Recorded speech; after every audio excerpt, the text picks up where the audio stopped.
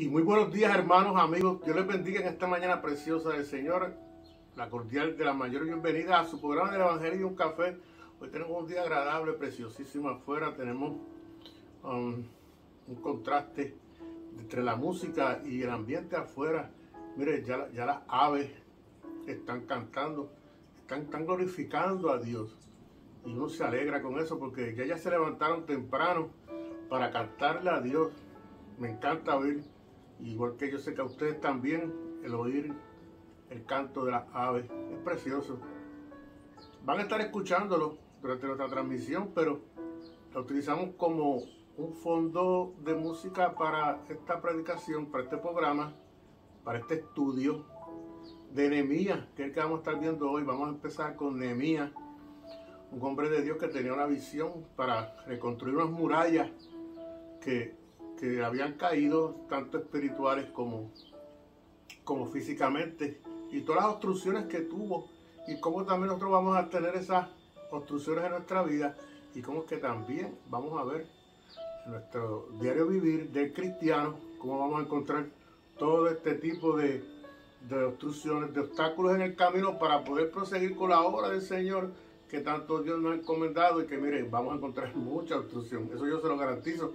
Y si usted no encuentra ninguna obstrucción en su vida cristiana, es porque no está construyendo los muros. Puede ser que trata esto. Tenemos que seguir hacia adelante para la obra del Señor.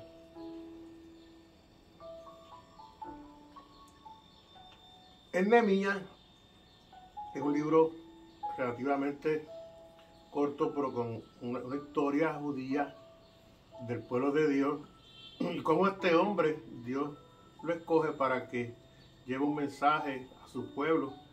Y era que Nehemías se encontraba fuera del área de Jerusalén cuando fue destruida para este tiempo. Entonces, que vayan conmigo. Yo quiero ver primero en Nehemías, si me permite un momentito aquí.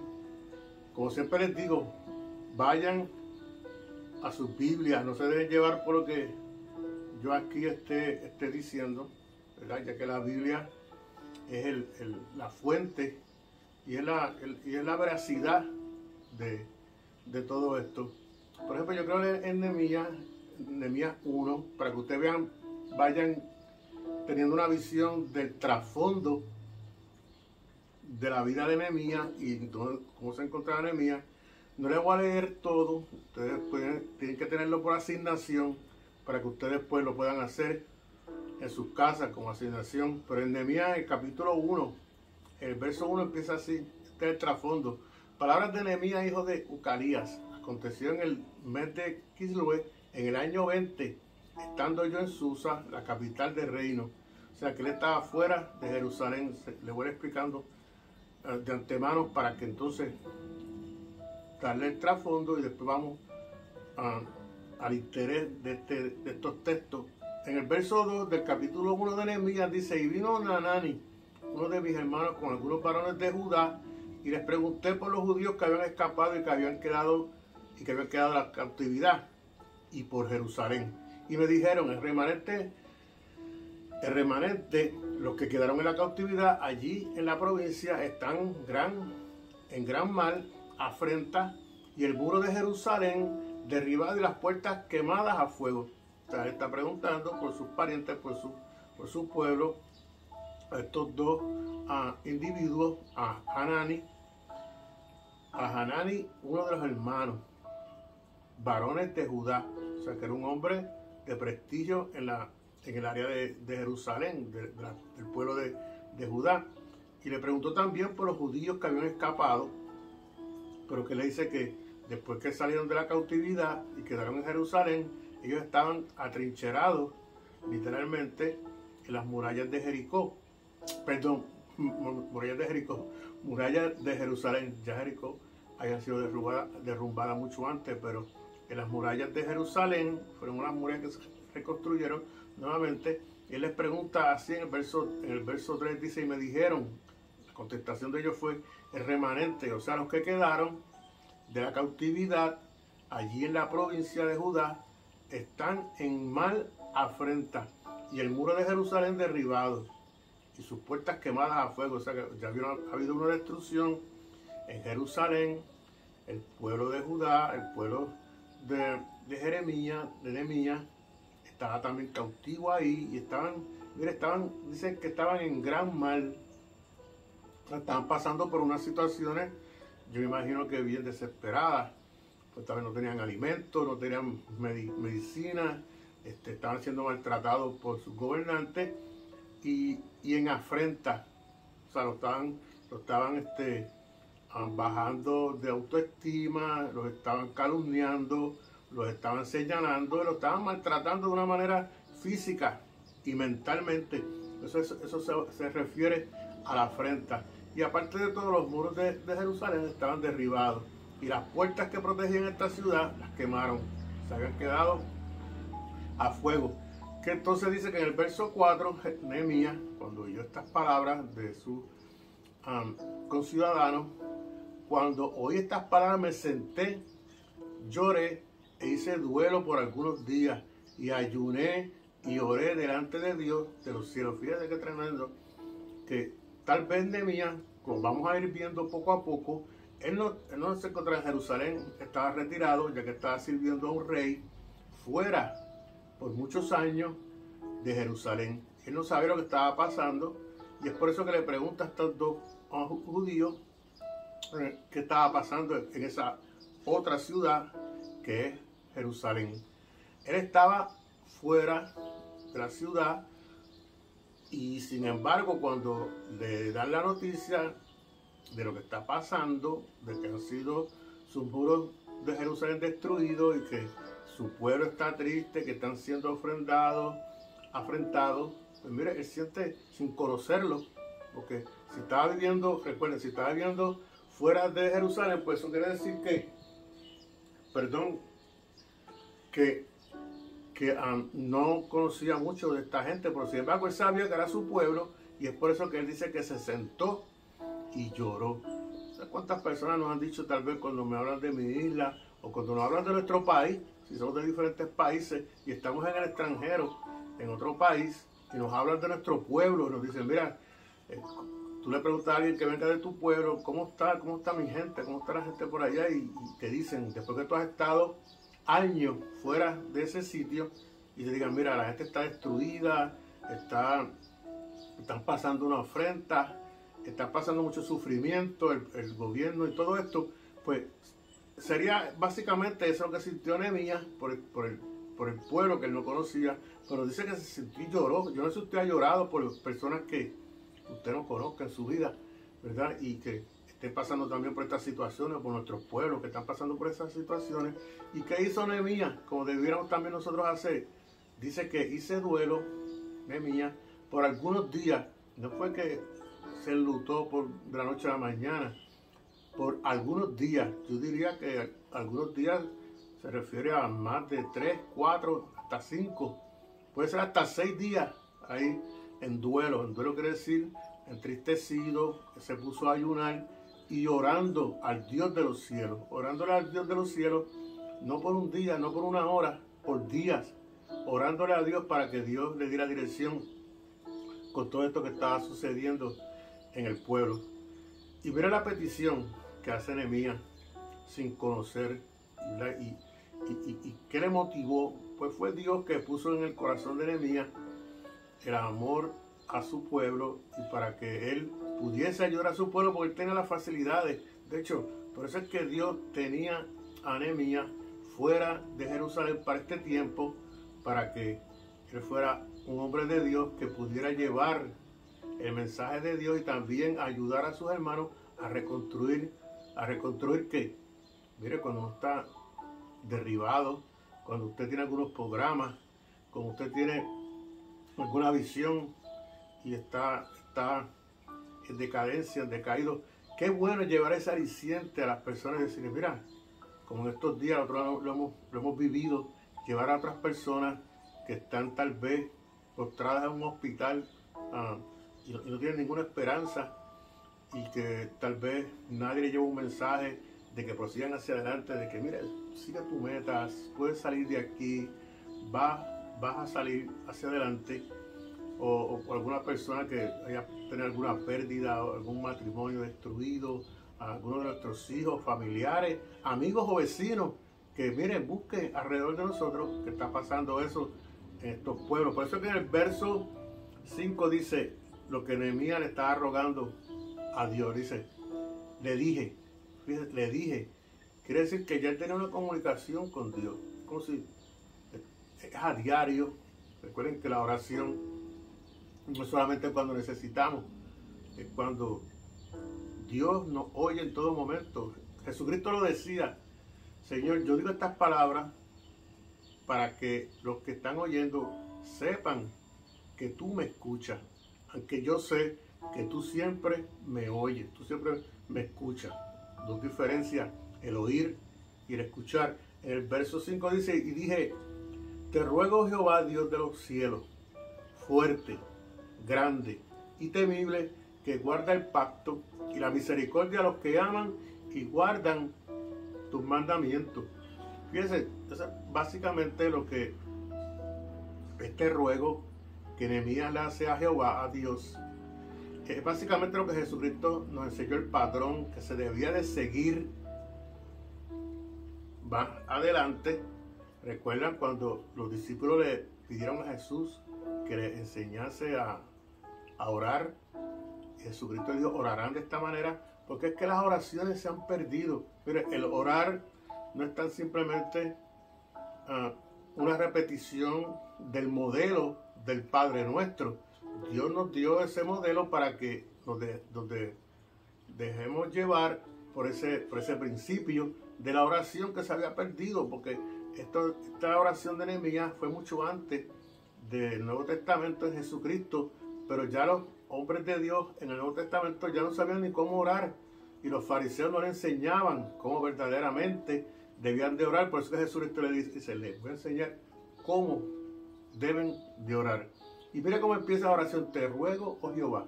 Es una petición dándole primeramente la gloria a Dios y diciéndole, Señor, te ruego, tú que eres grande, tú que eres fuerte, tú que eres temible, tú que guardas el pacto, tú y la misericordia. Y no puede seguir por ahí. Primeramente tiene que ser dándole toda la gloria y alabanza a Dios. Así que debe empezar una petición delante de Dios.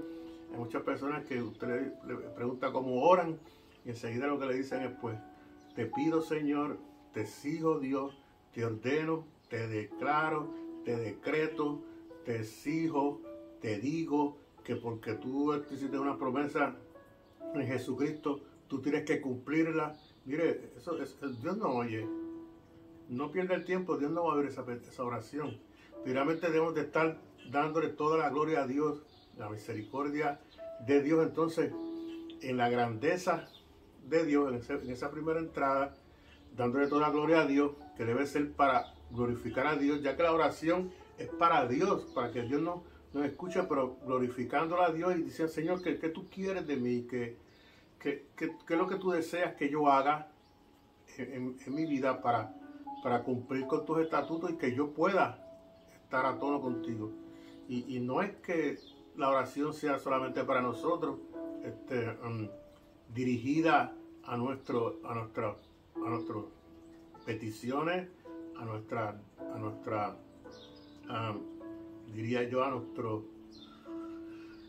nuestro ego, al yo, solamente yo, no, la oración no va así, la oración va dirigida para glorificar a Dios y que Dios nos hable y nos diga. Por eso es que dice, te ruego, Jehová, Dios de los cielos, fuerte, grande y temible, y que guarda el pacto y la misericordia. En el verso 6 nos dice, esté ahora atento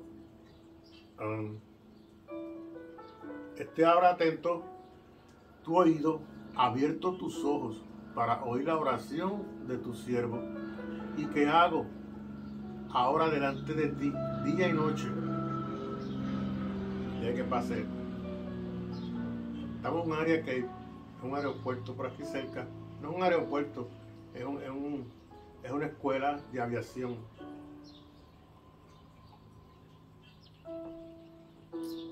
Y los sábados pues tienen muchas prácticas de estudiantes. Que Dios los bendiga. Que ese es el futuro, la aviación. El verso 6, como estoy diciendo, dice, esté ahora atento tu oído. O se le está rogando a Dios que preste oído, porque para que Dios se incline a oír nuestras oraciones y abierto tus ojos para oír la oración de tu siervo. Es un siervo. No es que Dios es el siervo y Dios tiene que hacer las peticiones del siervo. Para que haga las peticiones del siervo, pero de acuerdo a la voluntad de Dios. Le dice, que hago delante de ti día y noche. Está rogándole día y noche por los hijos de Israel, tus siervos, que también son siervos del Dios de Israel. Y confieso los pecados de los hijos de Israel. Fíjense qué petición.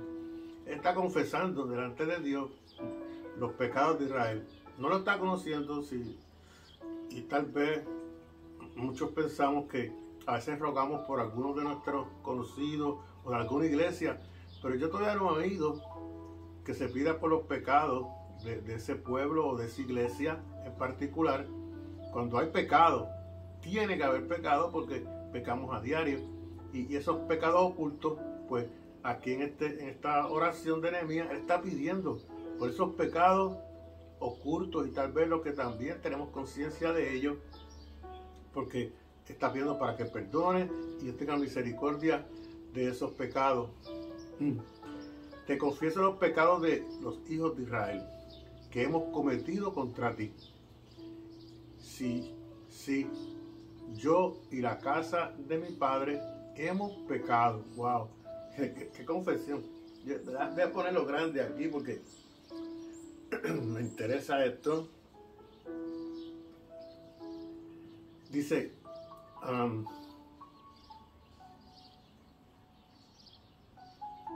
los hijos de está confesando los pecados de los hijos de Israel que hemos cometido contra ti. O sea, él está rogándole a Dios para que perdone los pecados del pueblo.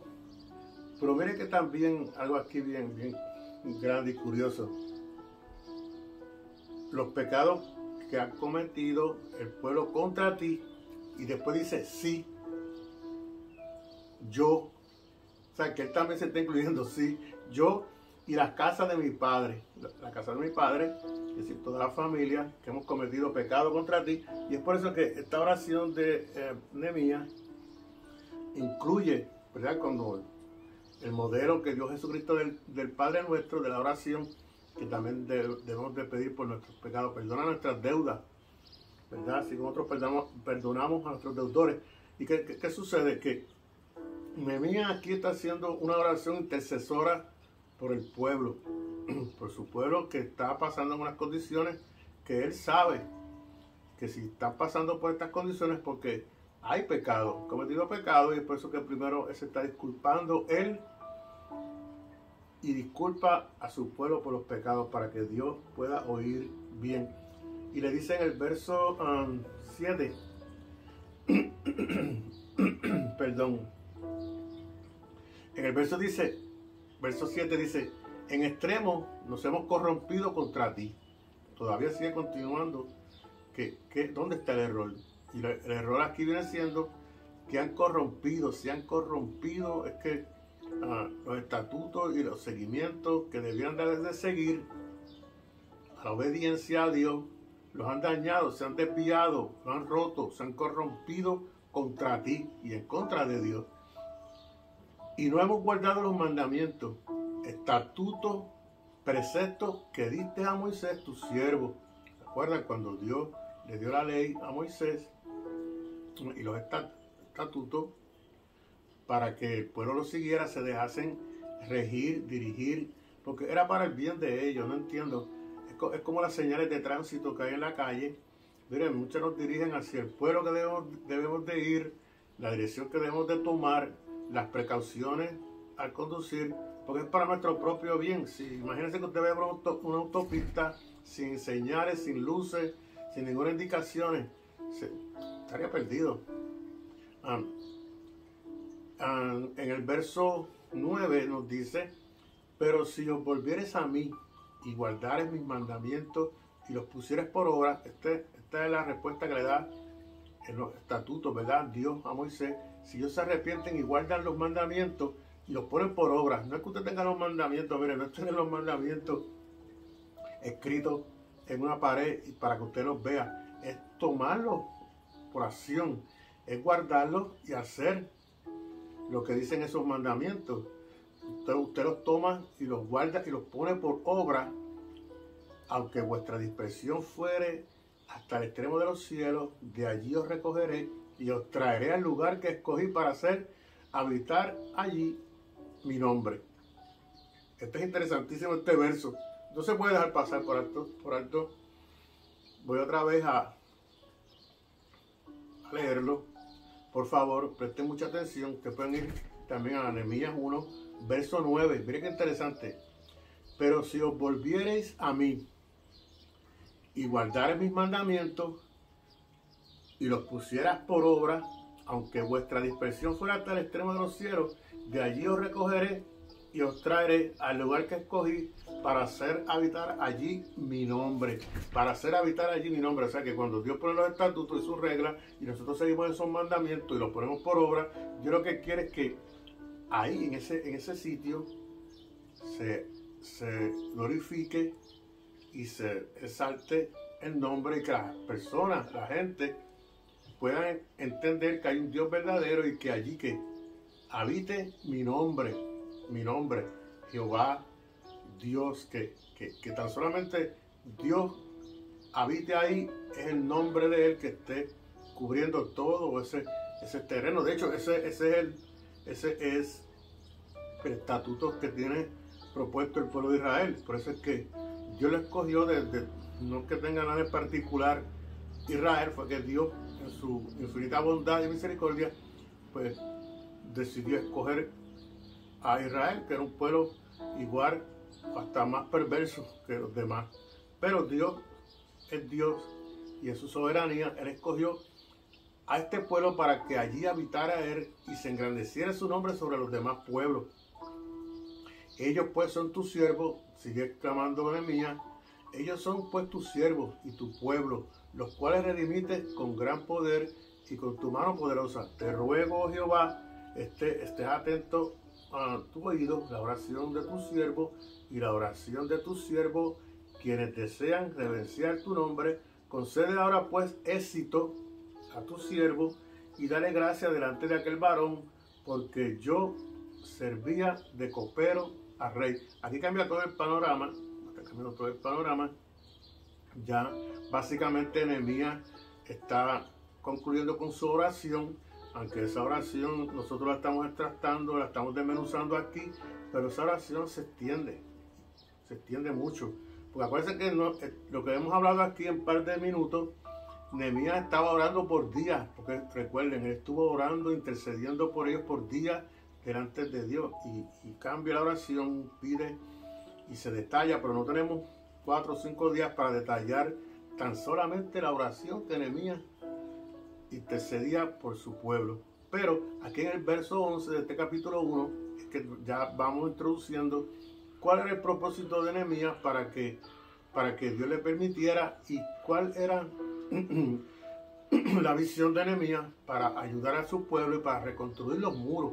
Y si mire, si él está pidiendo aquí a Dios para que Dios le dé el éxito al siervo, que lo dice en el verso 11, ahora pues que le dé buen éxito a tu siervo, porque cuando Nehemías se iba a proponer hacer esta reconstrucción y ayudar a su pueblo, tenía que ser dirigido por Dios, ayudado por Dios, y todo tenía que ser permitido por parte de Dios, porque hay muchos obstáculos.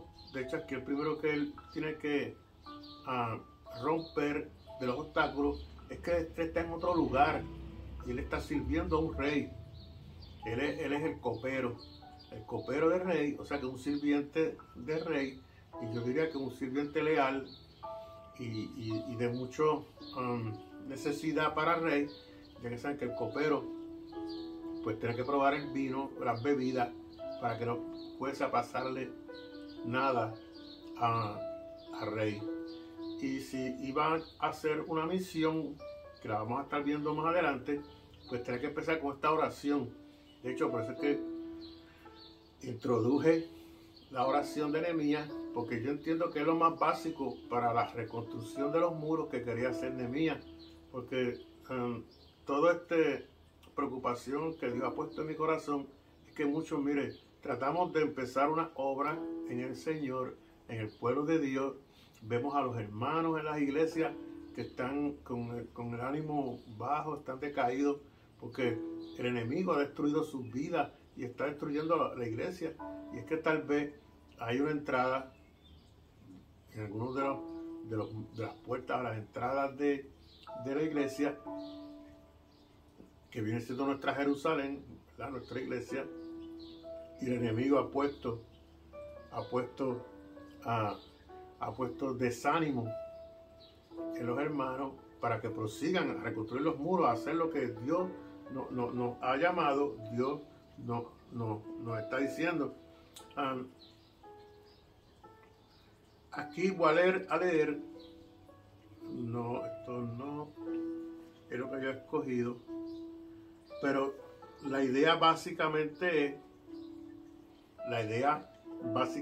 de esta primera introducción a Nehemías es que vamos a encontrar muchos obstáculos, vamos a encontrar los Sanbalán y Tobita en nuestro camino que van a querer quitar el ánimo. Esas personas no vienen de Dios, no son de Dios, no pueden ser de Dios, porque la obra de Dios no puede haber nadie que se oponga a la voluntad de Dios. Por eso es que voy a leer aquí cómo es que más o menos vamos a estar viendo también en los próximos otros capítulos cómo es que nosotros podemos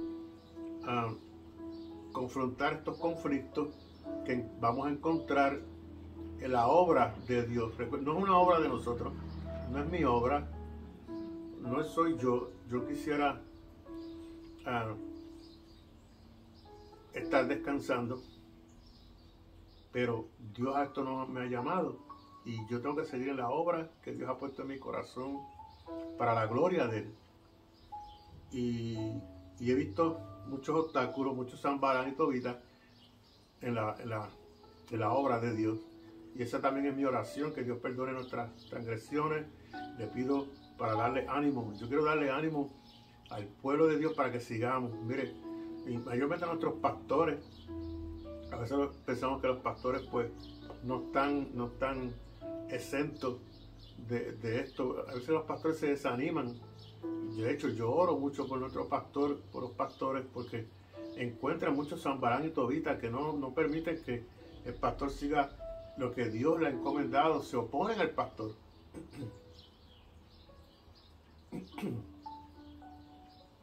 Se oponen a la obra de Dios. Se están oponiendo al pastor, se están oponiendo a la obra de Dios. Y eso es bien peligroso. Esas personas pueden tener unas consecuencias fatales en su vida. Pero dice la solución para algunos conflictos. Dice aquí, Nehemías sabía que tenía serios problemas en las manos y que todo proyecto podía quedar destruido y los muros no se reconstruirían nunca. Los judíos estaban explotando unos a otros, peleando unos contra otros, perdón, y familias contra familias. Aquello era peor que pelear contra los enemigos. El hecho de que existan enemigos comunes que muchas veces reúnen a los soldados y crean unidad, pero cuando estamos peleando entre nosotros, nuestro equipo se destruye. Wow. Déjeme darle la autoría, ¿verdad? Y esto es de Rick Warren, este texto que le leí ahora, es del libro de un líder con propósito y de cómo es que se debe de reconstruir los muros. Estas decisiones que hacemos cuando estamos en evangelizando, porque la obra no es nuestra, la obra es de Dios y vamos a encontrar mucha obstrucción. Por eso es que Rick Warren, aquí en su libro de Un líder con propósito, nos da todas estas explicaciones que yo he tratado bastantes cosas de ellas para llevarlas a ustedes. Y es que, mire, lo que está diciendo aquí es que es como la guerra que muchos están oyendo. Imagínense que en esta guerra, los mismos que van en contra de su enemigo, ellos mismos se estén matando, porque ellos mismos estén peleando con sus propias familias, de su propio pueblo. Mire, no creo que haya éxito en ese ejército para que puedan tener una victoria, y mucho menos si no van delante de Dios en oración, como hizo Nehemías, que es el primer paso que se debe hacer, es orar a Dios, pedir a Dios sabiduría, pedir a Dios dirección, y sobre todo que tengan un buen éxito en esa obra. Y si no es de Dios, pues que Dios dirija, pero no los mismos obreros, los mismos soldados, como dice aquí en este expositor, se estén destruyendo unos a otros. De hecho, hay muchas cosas que podemos quitar del camino cuando estemos haciendo la obra del Señor, porque cuando encontremos estas obstrucciones en el camino, que las vamos a encontrar, las van a seguir habiendo, porque Jesucristo tuvo también este tipo de obstrucción cuando Él quiso reconstruir otra vez al hombre. Esto es me encanta porque la Biblia tiene una unidad de todo lo que está escrito y no se pierde nada. Y sin embargo, este libro de Nehemías, que está en el Antiguo Testamento, Jesucristo, nuestro Maestro, Señor y Dios, lo culmina.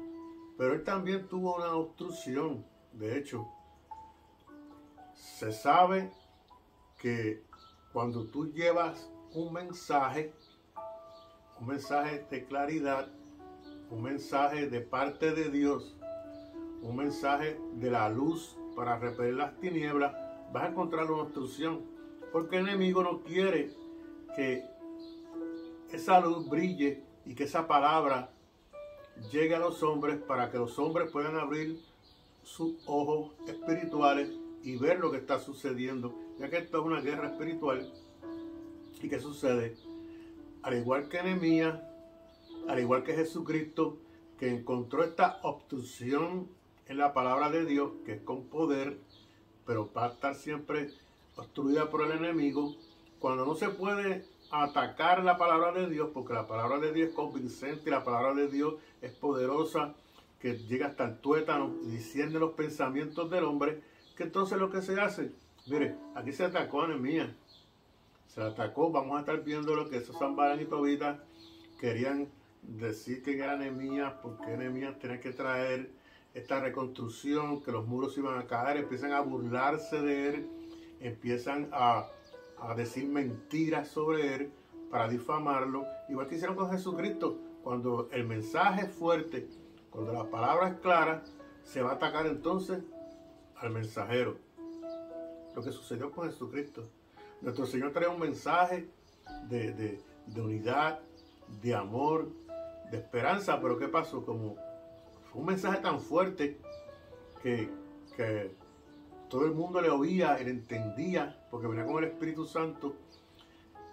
Muchos querían este mensaje desvirtuarlo, querían destruirlo, y por eso empezaron entonces a hablar mentiras de Jesucristo, que ustedes saben que hubo 2 testigos falsos que hasta decían cualquier cosa por tal de destruir al mensajero, y eso fue lo que lo hicieron. Destruyeron, digo, en palabras espirituales acá de nosotros, sí, destruyeron a Jesucristo, porque consiguieron lo que querían y lo pusieron en una cruz y lo mataron. Aunque sabemos que todo esto es plan de Dios, que ya Dios fue el que lo había dispuesto así, y fue Dios que lo puso en la cruz para que muriera por nuestros pecados. Pero en la vida secular podemos entender que ellos tuvieron una victoria. Por eso fue que Dios dice que Satanás pensó que había tenido una victoria, porque había pensado que había destruido al mensajero que traía el mensaje en aquella cruz.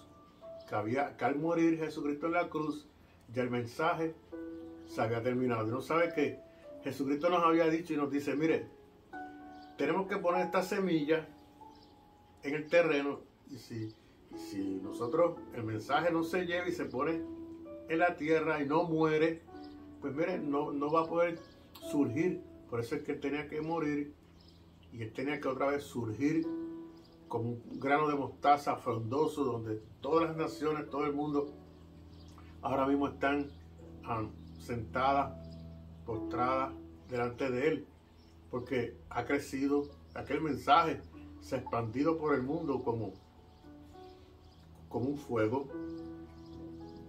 Y es por eso que yo entiendo que nos podrán tal vez obstruir como hicieron con Nehemías y con Jesucristo, pero el mensaje, si se trata de obstruir,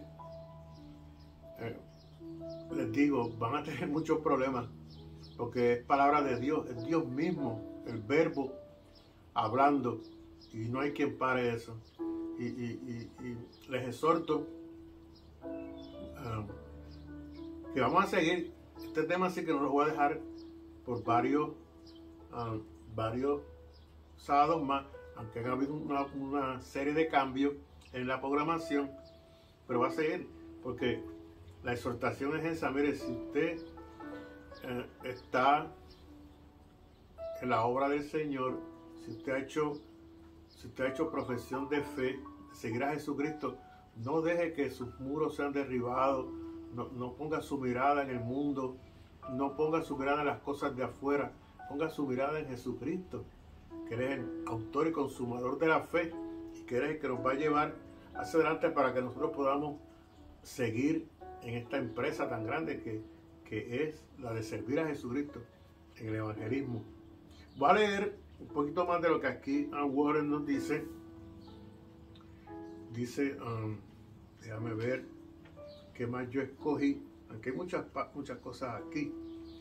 De hecho, podemos estar meses hablando de esto, pero básicamente Nehemías, al igual que Jesucristo, que tomaban primeramente oración antes de empezar cualquier enmienda, empezaban orando, pidiéndole a Dios, porque si Dios no nos da el control y Dios no está con nosotros, pues en vano trabajamos los obreros. Y dice, y después que de reflexionar, reprendí a los nobles y a los gobernantes. La Biblia hace la siguiente paráfrasis de estas palabras. Después de pensar, hablé con estos ricos y funcionarios del gobierno. Los funcionarios del gobierno eran los que estaban robando a todos los demás. La palabra hebrea usada significa literalmente consulté conmigo mismo. La primera reacción de Nehemías fue enojarse, pero sostuvo una larga charla consigo mismo antes de actuar. Como consecuencia de ese enojo, se buscó un lugar para estar a solas con Dios, oró acerca de la situación, reflexionó mucho sobre ella y sabía que necesitaba tener la perspectiva correcta. Cuando el enojo basa en las emociones, puede hacer mucho daño. Nehemías planeó su respuesta y la consultó con Dios. ¿Qué quieres que le diga, Señor? Y habló estresadamente consigo mismo. Algunas veces necesitamos conversar con nosotros mismos en lugar de empeorar la cuestión involucrada, o sea, las cuestiones involucradas en otras personas. Nehemías, necesitamos comprender lo que provoca el enojo. Esto también pica y se extiende, porque cuando nosotros vemos este tipo de obstrucción en las cosas de Dios, en la vida cristiana, sentimos a tener enojo. Es algo normal. Yo diría que es algo que, mire, no tiene nada de malo, porque nosotros podemos enojarnos cuando vemos que se está haciendo vituperio, que se están haciendo obstrucción a la obra de Dios, es un enojo que podemos sentir, no un enojo de hacer daño. Nosotros podemos enojarnos si vemos algún familiar o algún vecino, o mire, si usted ve una conducta de lo que usted ve en televisión cuando se le hace daño a un niño, o tal vez se hace daño a una familia o a una mujer. Si usted no siente enojo por eso, pues mire, usted no tiene sentimientos. Y es lógico que usted sienta enojo. Que actúe de la manera correcta es otra cosa. Entonces que Nehemías aquí, cuando él encontró esta obstrucción de los líderes en el pueblo de Israel, de Jerusalén, que eran los gobernantes, o sea, los que en verdad tenían el dinero para dirigir la obra, y estaban tomando posesión de Jerusalén, y ellos pensaban que con su dinero y que con su posición política religiosa podían obtener todo lo que querían y hacer con el pueblo y como a ellos les gustase y les complaciese, y que nadie dijese nada. Aquí es que está el detalle de muchos de estos problemas que suceden en el pueblo de Dios. Si muchas personas se enojan, se van del sitio. Imagínense que Nehemías se hubiese enojado, si hubiese ido de Jerusalén, no hubiese hecho lo que tenía en su corazón, porque mire, aquí lo que tenemos que ver es que Nehemías sintió amor por su pueblo, y lo que estaba viendo que ese pueblo que él no conocía, porque es su pueblo, pero como les digo, vamos a estar viendo en los próximos episodios, como Nehemías vivía fuera del lugar, él sentía esa preocupación por su pueblo, como estaba su pueblo. Cuando le dan este mensaje, Nehemías dice, pero wow, está sufriendo mi pueblo, los están maltratando, los están cohibiendo de que sepan la verdad, los están avergonzando estos líderes. Y miren, aquí es que entonces Nehemías sintió ese enojo y esa preocupación por el pueblo de Dios. Tenemos que defender el pueblo de Dios y sacar a relucir en oración. No es como yo he visto, que pues entonces yo he visto en las iglesias que muchas personas se enojan con lo que está pasando en la iglesia, o, ¿verdad? Ya que estamos hablando de Jerusalén, y se marchan y tal vez se ponen a hablar de lo malo, pero no están resolviendo el problema. El problema no se resuelve llevando malas, en otras buenas palabras, en un bochinche, llevar a otras iglesias lo que está pasando en una iglesia, o en un lugar como este, que las murallas estaban destruidas, en una iglesia que se está destruyendo, ellos están atacando, que es lo que quiere el enemigo, y por eso es que muchas iglesias caen, porque se están atacando unos a otros, cuando no están atacando. No es atacar, miren, no es atacar al que está trayendo el problema, hay que atacar el problema. El problema es que no se está dirigiendo al pueblo de Dios como Dios lo propone, con los estatutos, con sus salvaguardas, con sus mandamientos. Y ahí que está el problema, es que tenemos que atacar, tenemos que dirigir al pueblo para que el pueblo pida oración, para que sean perdonados sus pecados, para que se pongan otra vez los estatutos de Dios, y no los de los hombres, sino los que Dios ha puesto. Entonces por eso es que Dios dice, traeré otra vez a este pueblo donde yo lo he escogido, y mi nombre, el nombre de Jehová va a ser glorificado. Y esa es la imposición, eso es lo que están impidiendo estos Sanballat y Tobías en las fincas privadas. Pero nada, vamos a hacer con este programa. Yo diría que es una pequeña introducción. Como les digo, ha cambiado mucho el formato, ha cambiado también algunos estilos de vida que llevamos, y por eso tal vez no estamos llevando el mensaje los sábados y domingos en vivo. Puede ser que lo vamos a estar haciendo así, pero siempre vamos a estar ahí en el Evangelio y un café. Y mire, yo espero que ustedes nos sigan apoyando en sus oraciones. Comparta este mensaje para que otros también puedan ser dirigidos por Dios para poder apoyar a su pueblo, al pueblo de Dios, para llevarle el mensaje a los que están desanimados, a los que se están derribando, porque ven tantas cosas que a veces no entendemos, pero la palabra nos da la sabiduría y Dios nos da con su Espíritu Santo cómo poder dirigir todo esto. Así que Dios les bendiga. Yo voy a estar trayéndole otro programa más adelante. Vamos a seguir con Nehemías. Vamos a estar viendo entonces cómo es que se confrontan estas personas en el pueblo de Dios y cómo es que tenemos que, miren, desenmascararlos, cómo es que podemos dejarlos ver cómo son por la palabra y con la palabra. De hecho, nadie se puede oponer a la palabra. Si se oponen a la palabra, pues se están oponiendo a las cosas de Dios. Así que Dios les bendiga. Seguimos con el próximo programa y mire, busque de Jesucristo en estos tiempos. En estos tiempos diría yo que ya estamos en las postrimerías del regreso inminente de Jesucristo a la tierra. Que Dios les bendiga. Y espero un próximo programa. El Evangelio y un café. Dios les bendiga. Y mire si el canto de los pájaros. Alabando a Dios. Dios les bendiga.